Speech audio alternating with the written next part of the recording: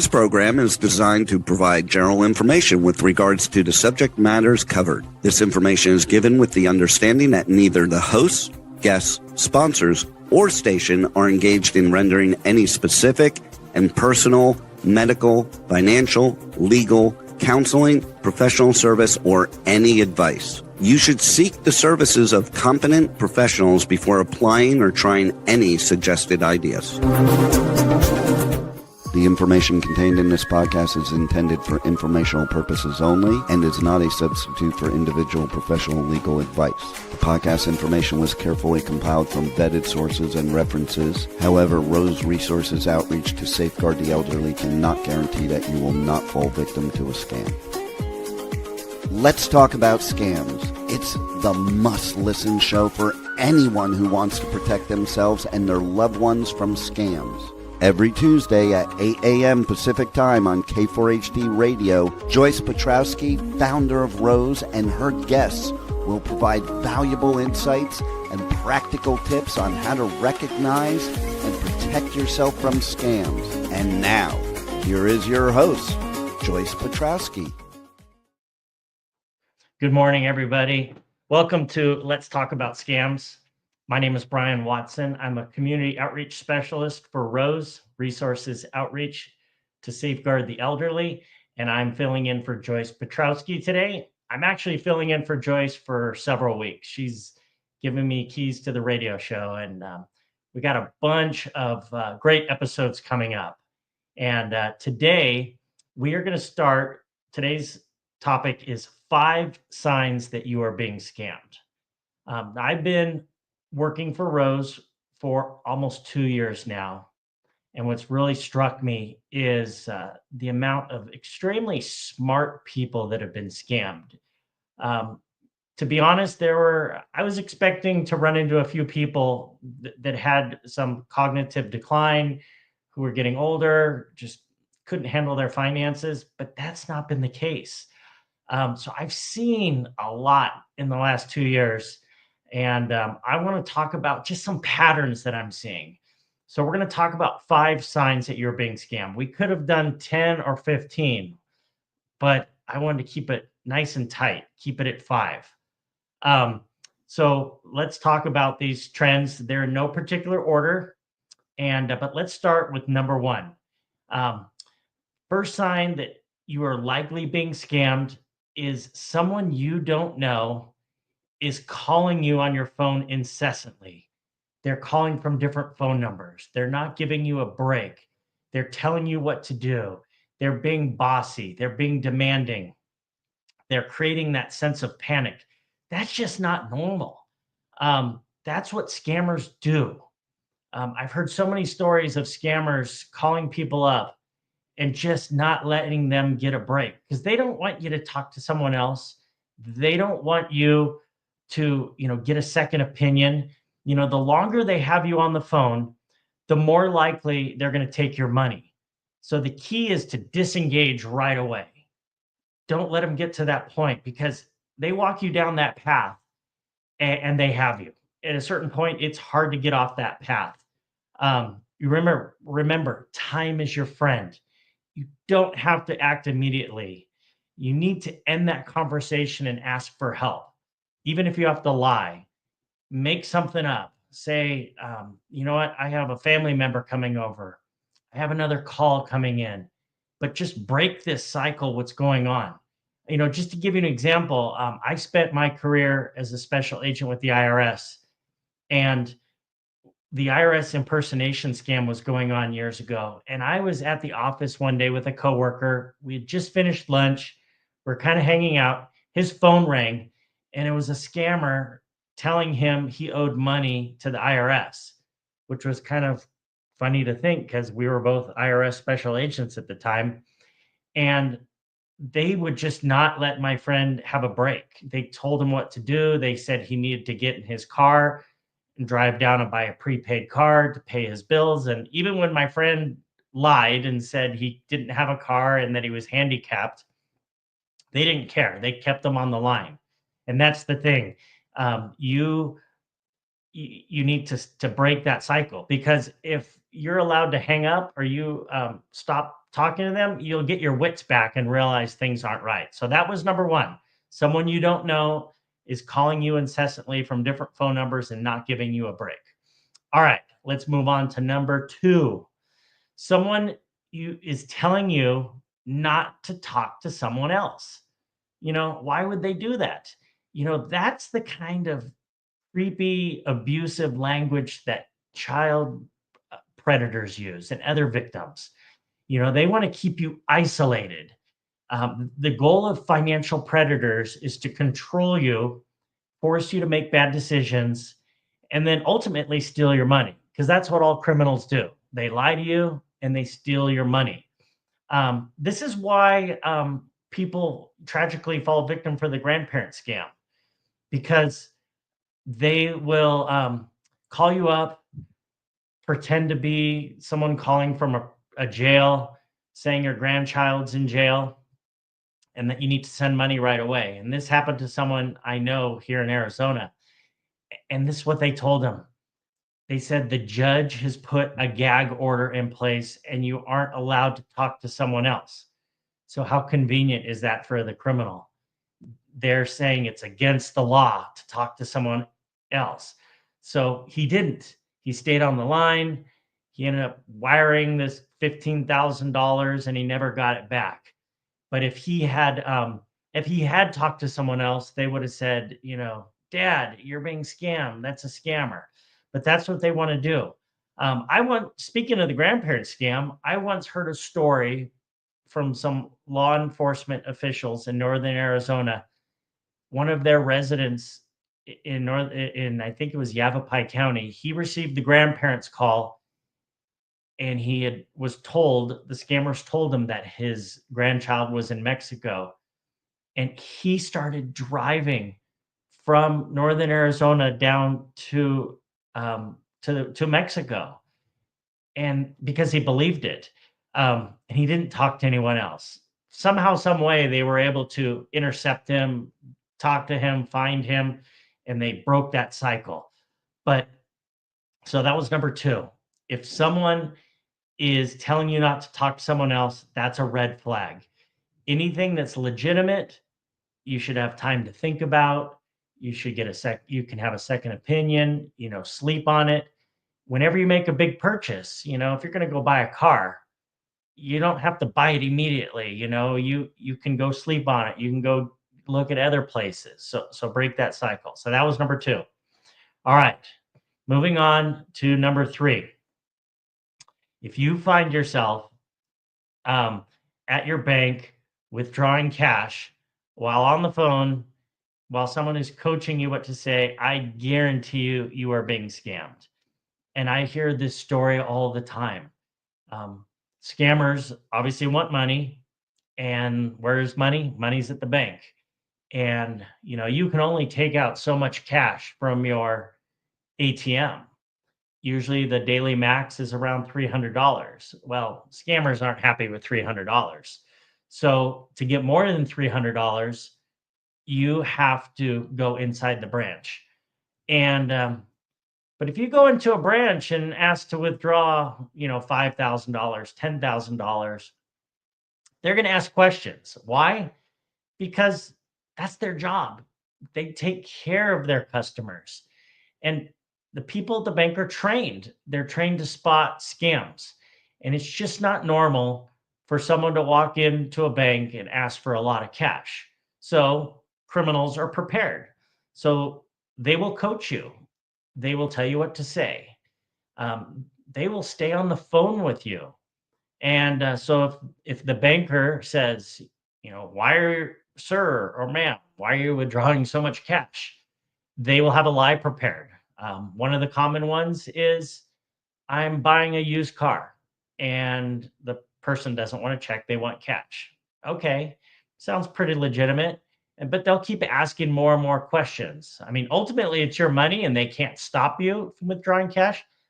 But if they suspect a scam, they will try to stop you. Another one is, I'm withdrawing cash to do some home improvements. So where I live here in Arizona, I have a banker friend, and she told me the story where this gentleman came in and was withdrawing a really large amount of cash, and he said it was for home improvements. Well, she knew where he lived. He lived in a retirement community where he rented. So there would be no reason in the world for him to do home improvements. So she knew her customers, she intervened, but that's what they do. Another thing they'll do, still talking about number three, being at the bank and withdrawing cash. The scammer, if things aren't going right with the teller, um, they will instruct you to go into the restroom for privacy and talk on the phone. They'll instruct you to go outside to your car and, so they can coach you. But that's it. Once again, how do you break this cycle? You got to hang up and talk to someone else. And I know it's scary, um, but be prepared for that call and be prepared to hang up. Because who is your phone a friend? Joyce and I talk about this all the time. We all have to have a phone a friend. And that was from the show Who Wants to Be a Millionaire? If you didn't know the answer to something, your best bet was to have your smartest friend on hold. So I'm not telling you have to have that person on hold all the time because that's just not practical. But in your contacts, you should have a friend and you should talk about this ahead of time. And you can have a friend where you help each other out. But I recommend a family member, someone you've known obviously a long time, or a family friend, someone you've known since high school or college, and help each other out. You know what? Every friend I know, every person I know would love to stop a scam in progress. So that was number three. If you are at a bank withdrawing cash and someone's telling you what to do, I guarantee you're being scammed. All right. So that leads in to the fourth sign that you are being scammed. And if you ever find yourself putting cash, currency, into a Bitcoin ATM at a local convenience store or smoke shop or mall, you are doing something wrong. Now, let's just back up a second. What is a Bitcoin ATM? Well, Bitcoin is one of the thousands of cryptocurrencies, and Bitcoin has the largest market share. They're at like 60%. So when I say Bitcoin ATM, um, I'm not picking on Bitcoin, but those are the most prevalent ATMs. So I've been to the Tucson Mall in Tucson, Arizona, and there is a Bitcoin ATM. And it looks like an ATM, automated teller machine, that you would see at your local bank or credit union. And it says Bitcoin on it, and you walk up to it, and what you do is you can log in into your account. Usually that's using one of those QR codes, that black and white square. And scammers will give you that. And so from now on, we'll just call it a cryptocurrency ATM. But let's say, why would a scammer send you there? So this is like a scenario. Um, they'll say you get a phone call and it's someone from the sheriff's department, sheriff's office, or the police department, and they say you've failed to show up for jury duty, and there's a warrant out for your arrest. But they'll say, you know what, we can take care of this right now if you pay money. So how do you pay money? A variety of different ways. They might ask for a prepaid card, wire transfer, cash. But the thing we're seeing now is they'll instruct you to go down to this cryptocurrency ATM, and they'll tell you the location at this convenience store on this corner, and they will send you one of those QR codes on your phone. They'll text it to you. So that what they want you to do, go to your bank first, withdraw all that cash. And if you're able to withdraw the cash without the teller convincing you it's a scam, they have you drive down to that cryptocurrency ATM, scan the QR code right in front of the little ATM at the Bitcoin ATM, and then you start entering cash. Okay. If you're doing that, you are being scammed. Now, are cryptocurrency ATMs illegal? No, absolutely not. It's just a way to invest in cryptocurrency, and some people do that. But in my view, from being a law enforcement officer, former law enforcement officer, and now being with Rose for almost 2 years. This is a scam. I don't like these machines because I see them as fraud receptacles or machines that allow fraud to take place. And they're just scam machines. So, but this is what scammers do. The typical thing is they want people to pay in a way that they're not familiar with. We are all familiar with cash and check and credit card, debit cards, things like that. But they want you to use those prepaid cards. They want you to use Zelle.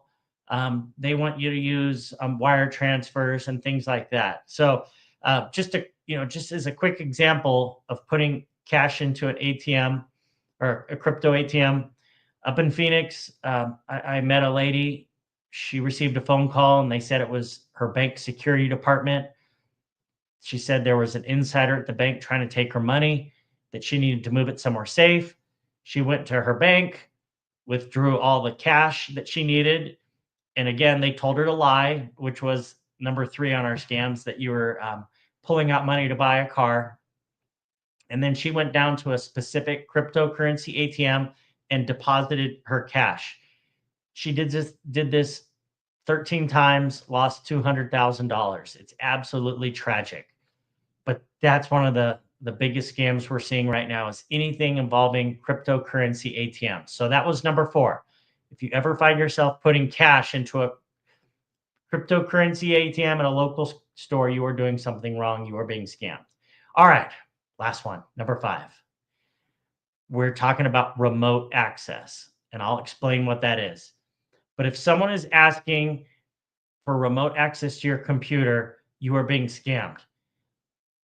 Remote access is basically giving someone permission to be on your computer from somewhere else.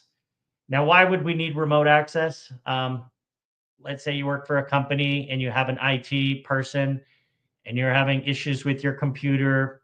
You need to update a program. They will reach out to you. They'll send you a little message that pops up. Brian, can I have remote access to your computer? And you click yes. And then they do all this stuff in the background. Totally legitimate. It's great technology. Well, unfortunately, the criminals know how to do remote access. But allowing remote access is basically the same thing as letting a criminal have unfettered access to all of your finances. And if you saw the movie The Beekeeper from 2024, in the movie, the criminals end up getting remote access to the victim's computer, and they were able to start moving money around.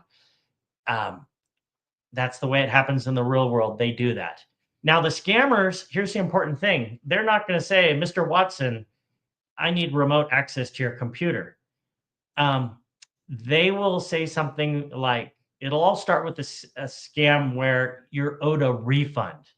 Because, how can you be scammed if you're getting a refund?